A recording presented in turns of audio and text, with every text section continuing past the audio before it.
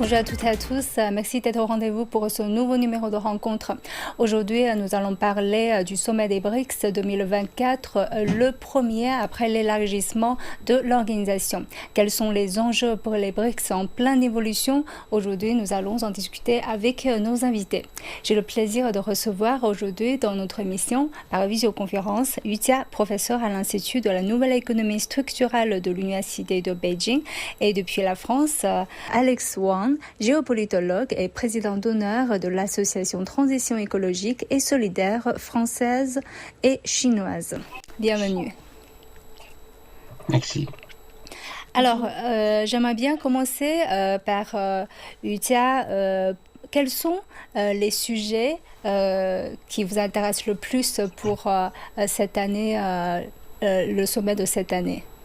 Oui, dans un contexte international complexe de ces dernières années, ce sommet des BRICS est évidemment très important. En tant qu'économiste, je m'intéresse principalement au développement économique des pays BRICS. Au cours des 16 dernières années, les partenariats économiques entre les membres des BRICS se sont bien renforcés. Et actuellement, les membres BRICS couvrent 34% du territoire mondial contre 45% de la population mondiale, et le PIB des pays BRICS, calculé en termes de parité de pouvoir d'achat, représente 36% du PIB mondial. Les pays BRICS représentent environ 25% des exportations mondiales de biens. Et j'espère que ce sommet BRICS permettra de faire des progrès dans la coordination des politiques économiques des pays pour le développement durable des membres. Et parmi les thèmes abordés, personnellement, je suis particulièrement attentive aux discussions sur la coopération entre les banques des pays BRICS pour élargir l'utilisation des monnaies des pays BRICS dans le commerce international et à plus long terme. Et pour développer un nouveau système monétaire comme l'application de paiement BRICS Pay. Et je suis également très attentive aux discussions sur la lutte contre le changement climatique et la promotion d'une transition équitable vers une économie verte et à faible émission de carbone. Et je reviendrai sur ce sujet plus tard. Et Monsieur Wang, quels sont votre centre d'intérêt vers le sommet de cette année? J'ajouterai quelques points à l'accent un peu plus géopolitique. Premièrement, je serais intéressé au processus d'accueil et le fonctionnement des nouveaux arrivants, pour voir comment les nouveaux arrivants vont se comporter avec les anciens, avec les fondateurs, et aussi comment on traite les candidats. Et j'ajouterai deuxième point, c'est peut-être qu'on va quand même regarder un peu le futur développement de la nouvelle banque du développement, pour voir s'il y a des nouvelles fonctionnalités aussi en niveau quantité. On sait qu'au début, les BRICS, c'est pas vraiment une organisation créée pour dans l'objectif d'attirer les membres et tout, mais finalement, ça a été développé jusqu'à aujourd'hui, que beaucoup de monde, beaucoup de pays ont envie d'adhérer à cette organisation. Comment expliquer cette évolution? Pourquoi les pays s'intéressent à BRICS depuis 15 ans, depuis 16 ans plutôt? Premièrement, avec la BRICS, on adhère à un groupe en expansion, pleine expansion, pour avoir plus d'influence. Voilà. Deuxièmement, on adhère avec BRICS à un modèle de développement alternatif avec plus de souplesse. Troisièmement, on a la possibilité de pousser avec tous ces pays ensemble, pousser les réformes des institutions internationales. Parce que quand on est tout seul, on ne peut pas arriver à grand-chose. Et dernièrement, avoir une sorte en même temps une sorte de neutralité géopolitique dans les dossiers très complexes vis-à-vis des quelques points chauds dans le monde, pour ne pas éviter de choisir le côté entre les grands. Voilà. Je pense que, en résumé, donc, BRICS fournit une sorte de modèle alternatif et aussi avec plus d'autonomie et aussi plus de force ensemble pour changer, pour construire un modèle d'ordre mondial multipolaire. Et Madame Yucha, quel est votre avis?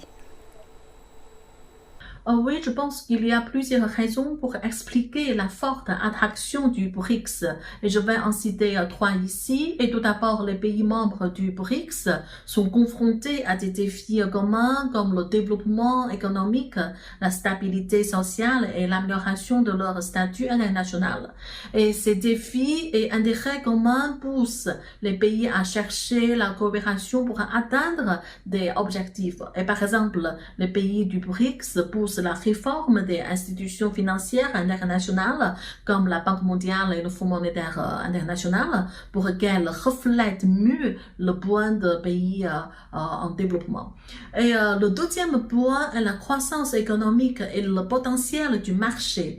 Et les membres du BRICS sont des marchés émergents avec une croissance économique rapide, avec un grand potentiel de marché, et les pays du BRICS attirent de nombreux investissements directs étrangers et encouragent les investissements entre les membres, en particulier dans les domaines de l'infrastructure et du développement des ressources naturelles. Et le troisième point, on voit que les pays du BRICS, comme la Chine, qui a réussi dans la réduction de la pauvreté et la modernisation économique. Et donc, d'autres pays en développement sont très intéressés pour chercher un chemin de développement similaire. Et c'est en fait le sujet de recherche de notre Institut de la nouvelle économie structurelle à l'Université de Pékin. Sur la base de l'expérience du développement économique de la Chine, et nous avons proposé une nouvelle génération théorique de l'économie du développement et qui préconise un gouvernement actif et des marchés efficaces. Et en fonction des dotations naturelles de chaque pays, les pays peuvent établir, disons, des zones industrielles et attirer des investissements dans l'industrie manufacturière. Et ce sont des facteurs qui agissent ensemble et qui font le mécanisme de coopération BRICS très attrayant. Et donc, de plus en plus de pays veulent rejoindre BRICS et c'est très encourageant. Je continue avec Monsieur Wang. Alors, on voit qu'au cours des 16 dernières années, Madame Yu a mentionné tout à l'heure les résultats des BRICS. Alors, selon vous, aujourd'hui, quel genre d'opportunités que les BRICS peuvent fournir à ses membres ou à ses futurs membres? BRICS, en fait, c'est une sorte de plateforme unique dont bénéficient pays BRICS. Donc, premièrement, pour échanger dans les domaines politiques, économiques entre les pays. Donc, les pays sont très différents, la Chine, l'Inde, le Brésil, etc. Donc, ils peuvent échanger leur expérience réussie et les leçons apprises. Premièrement, donc c'est une plateforme très utile, très utilisée. Et deuxièmement, même au-delà des échanges de la politique économique, on voit qu'il y a des échanges culturels, diplomatiques, même parlementaires. Entre les parlementaires, ils échangent des expériences très diverses dans leur pays, dans des contextes culturels très différents. Et puis aussi, BRICS favorise les commerces entre les pays membres. C'est pas encore suffisant parce que cette année, je crois qu'on arrive à 500 milliards de US dollars. C'est pas suffisant, c'est en deçà du potentiel. Je pense que le professeur Yu est très au courant de ça. Et puis aussi, BRICS entre les pays a mis en place une banque avec un réserve commun, donc c'est quelque chose, c'est une opportunité pour les adhérents, les adhérents actuels membres et les futurs adhérents. Et puis, On pourrait aussi mentionner deux choses que BRICS apporte l'opportunité à ses membres. Premièrement, dans le fonctionnement des institutions internationales, grâce aux BRICS, les membres se soutiennent entre eux de façon mutuelle. Ça, c'est quelque chose de très précieux. Et dernièrement, donc je m'arrêterai sur ce point-là. Même BRICS est une organisation économique pour l'instant, mais les coopérations entre les membres en termes de sécurité et de lutter contre le terrorisme est en train de devenir de plus en plus important. Alors, quel type d'opportunités que BRICS peut fournir à ses membres et à ses futurs membres selon vous, Madame Yu? Et je pense que l'une des plateformes la plus importante et réussie est la nouvelle banque de développement NDB. Et le contexte de la création de la NDB est de répondre aux besoins de réforme du système financier international et aux besoins en matière de financement pour les projets d'infrastructure et de développement durable des pays BRICS. Les membres de la NDB étaient au départ les 5 pays fondateurs, c'est-à-dire la Chine, le Brésil, la Russie, l'Inde et l'Afrique du Sud. Mais maintenant, ils ont été rejoints par de nombreux membres. Et jusqu'à 2023, la NDB a approuvé plus de 100 projets de construction d'infrastructures, des prêts pour plus de 30 milliards de dollars, couvrant des domaines comme les énergies renouvelables, les transports, etc., et soutenant ainsi le développement économique des pays du BRICS. Et de plus, pour faire face à la crise financière mondiale, les pays BRICS ont signé un accord sur la création d'un mécanisme de réserve d'urgence. Et cela a fourni un soutien financier d'urgence d'environ 100 milliards de dollars aux membres pour renforcer la stabilité financière, surtout pour faire face à des chocs économiques éventuels. Alors, vous avez mentionné tout à l'heure, Monsieur Wang, que les pays dans cette organisation sont très différentes. Alors, selon vous, aujourd'hui, quels sont les points à améliorer pour mieux coopérer ensemble? Je vois 3 choses. Il y en a beaucoup, mais je mentionnais 3. Premièrement, c'est très évident, c'est que il faut qu'on définisse un peu plus, mettre un peu plus de rigueur dans le système, dans le mécanisme d'accueil des nouveaux membres. Quels sont les critères? Il faut définir les critères. Quelle est la vitesse du développement et l'accueil, etc. Ceci reste à faire. C'est très important. Du premier point de vue, c'est moins important que les banques, etc. Mais c'est très important de plus avoir un mécanisme d'accueil des candidats. Je pense que c'est une chose de long terme. On devrait définir, mettre en place un mécanisme de réconciliation interne pour gérer les éventuels conflits, les différends internes entre les membres de BRICS, surtout entre les membres fondateurs, afin qu'on puisse avoir un peu plus d'efficacité en interne quand on arrive à prendre des décisions pour les projets et en l'extérieur de parler d'une seule voix si possible. Voilà. Et Madame Yuja, quel est votre point de vue? Oui, je vais ajouter un point et je pense que les pays du BRICS peuvent travailler ensemble davantage sur le changement climatique. Et les pays du BRICS sont engagés pour la lutte contre le changement climatique et ont fixé l'objectif de la neutralité carbone. Ils proposent de travailler main dans les mains pour accélérer la transition vers des économies vertes et résilientes au climat et atteindre un développement durable, équilibré et inclusif. Et les pays du BRICS peuvent davantage échanger des informations et coopèrent dans des domaines d'énergie renouvelable comme l'éolienne et le solaire, les voitures électriques et l'industrie de l'hydrogène vert, etc. Et pour ce faire, l'innovation technologique et financière est extrêmement importante pour promouvoir une croissance verte et un développement durable. Je pense que les pays du BRICS peuvent servir comme des modèles de coopération et des solutions pour la lutte du climat.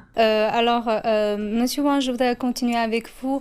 On voit que vous avez mentionné tout à l'heure que les pays ont envie d'adhérer au BRICS parce que c'est une institution qui a une possibilité de réformer le système international.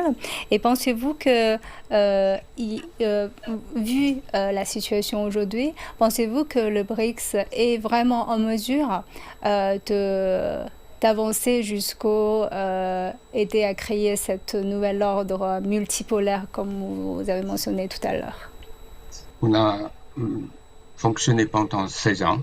Donc, c'est pas que les blabla qu'on professe, on voit les faits. Donc, la montée en puissance de BRICS est un fait indéniable. On voit que tout à l'heure, le professeur a mentionné quelques chiffres. Donc, c'est à peu près 50% de la population et 36% de PIB en termes de PPA. Donc, le développement de BRICS est irrésistible. Ça va continuer. Et ça sert à rien de fermer les yeux et rester dans le déni. Voilà. BRICS n'a jamais affiché en tant que bloc anti-Occident. Ce qu'il cherche, c'est un ordre mondial multipolaire dans lequel il y a une place également pour l'Occident, notamment pour l'US, n'est-ce pas? Parce que c'est un jeu gagnant-gagnant, c'est pas un jeu à somme nulle. Justement sur ce point, je voudrais encore vous creuser un peu davantage parce que finalement on voit que cette logique de rivalité n'a pas une tendance d'apaiser ces dernières années, mais avec la montée en puissance, ce que vous avez dit des BRICS, ce genre de logique ou des commentaires que les BRICS est un rival de l'Occident est de plus en plus nombreux. Vous êtes en France, donc vous avez sans doute cette observation. Mais selon vous, d'où vient ce genre de logique de rivalité? Et pensez-vous que on peut imaginer que l'Occident peut un jour comprendre ce jeu gagnant-gagnant et de penser dans la même logique que les membres des BRICS? Ça va être compliqué. C'est une chose qui va prendre du temps. Il y a beaucoup de choses. Mais de plus en plus de monde sont en train de se réveiller. Parce que, comme on a dit, on est sur la même planète. Nos challenges communs sont énormes avec une telle urgence. On ne devrait plus regarder les petits bateaux, mais regarder ce qui se passe. C'est un grand bateau pour voir si oui ou non il y a un iceberg devant ou pas. Je pense que de plus en plus de monde se réveille pour comprendre ce qui devrait être fait. Si on pense en termes de la démocratie, donc c'est la majorité qui doit décider. Bien entendu, on ne va pas virer, on ne va pas chasser la minorité.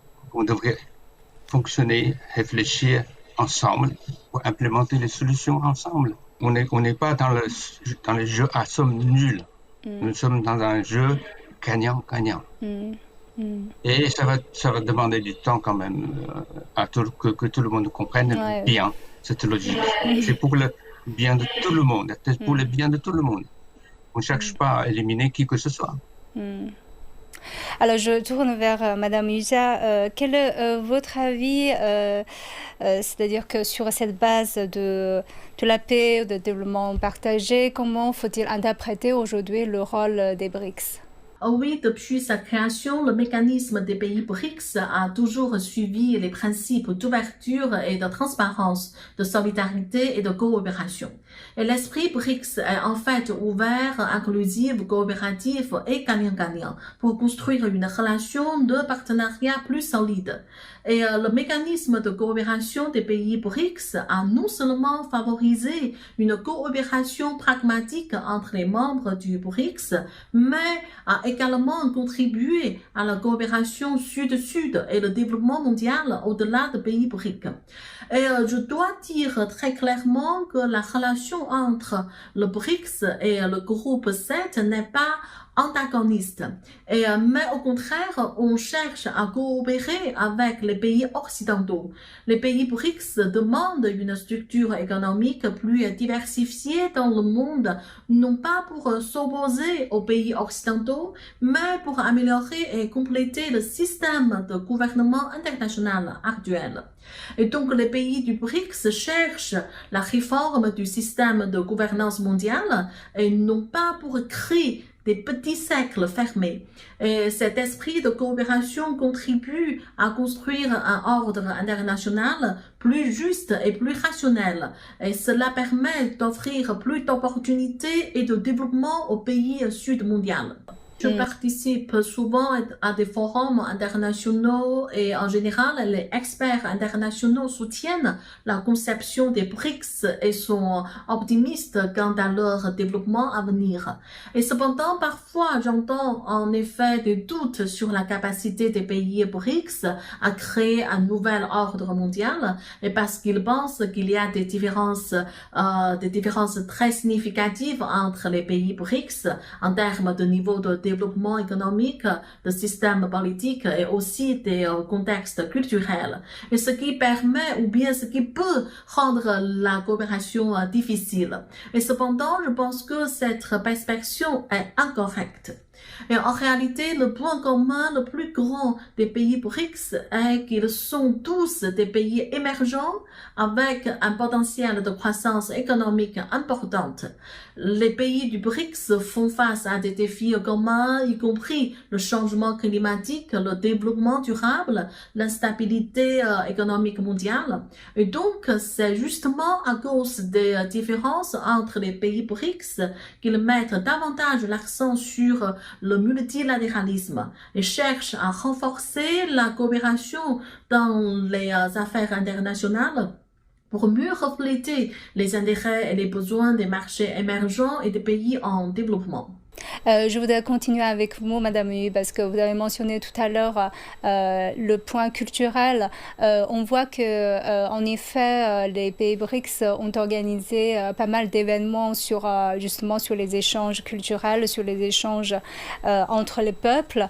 Et comment voyez-vous ce genre d'initiative et comment ces échanges peuvent contribuer à resserrer les liens entre les différents peuples? Oui, les pays du BRICS sont connus pour leur culture très diversifiée et chaque pays a une histoire, des traditions et des coutumes uniques qui contribuent à leur héritage culturel très riche. Et les échanges culturels offrent donc aux individus et aux pays l'opportunité d'apprendre sur différentes cultures, traditions et coutumes.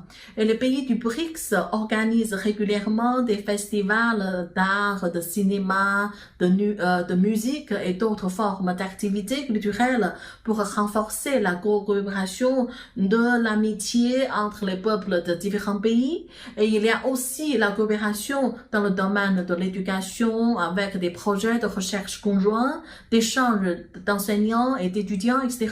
Et toutes ces initiatives ont contribué à renforcer les liens entre les nations et à promouvoir une meilleure compréhension mutuelle. Et enfin, il faut dire que les échanges culturels aident également les nations à renforcer leurs liens politiques, économiques et sociaux, et contribuant à la stabilité et la prospérité à long terme. Alors, Monsieur Wang, quel est le rôle de la Chine aujourd'hui dans BRICS? Beaucoup de monde se demande sur cette question, comment la Chine a-t-elle et va-t-elle contribuer dans l'institution? Comme tout le monde le sait, la Chine est l'un des fondateurs de BRICS et en même temps, c'est l'un des moteurs les plus puissants de BRICS.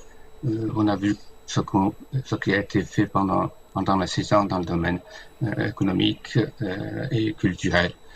Je pense que la Chine va continuer à jouer le moteur de la croissance économique mondiale pour tirer tout le pays, non pas seulement les membres du BRICS, vers plus de développement, plus de croissance. Et deuxièmement, la Chine est aussi le défenseur d'une diplomatie pour la paix. On a vu les efforts de la Chine dans la réconciliation de l'Arabie Saoudite et l'Iran, et aussi entre les 14 factions de Palestine, et aussi dans le domaine concernant la guerre en Ukraine. Je pense que la Chine va continuer à jouer le rôle de locomotive en tant qu'un grand pays, une grande puissance responsable. En même temps, il est tout à fait conscient que ça va. Bien sûr, le nouvel ordre va arriver, mais ça va être compliqué. La route sera semée d'embûches et la route est longue et très très longue. Donc, elle est prête à tirer la charrette, comme tout le monde, vers le nord. Voilà. C'est vrai que la situation est compliquée. Madame Ija, comment voyez-vous le rôle de la Chine dans la situation géopolitique très compliquée aujourd'hui?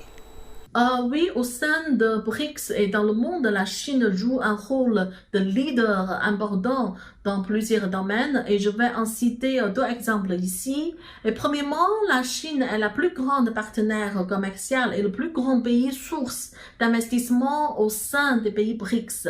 Et grâce à l'initiative La Ceinture et la Route, la Chine a financé de nombreux projets d'infrastructure et a aussi installé des capacités de production dans des zones industrielles dans ces pays. Et deuxièmement, la Chine est bien en avance dans les domaines de l'économie numérique et comme de l'intelligence artificielle et d'autres technologies de pointe. Dans ce domaine, la Chine peut partager les connaissances et les technologies avec d'autres pays en développement afin de réaliser le développement vert et durable dans le monde.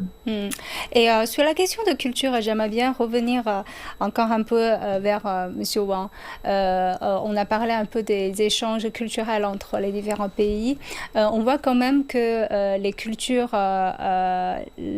dans des pays des BRICS sont quand même très très différents.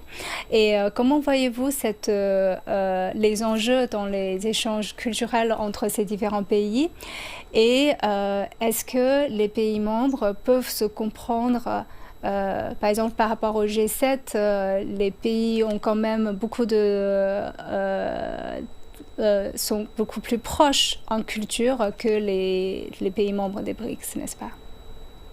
C'est intéressant parce qu'ils sont différents.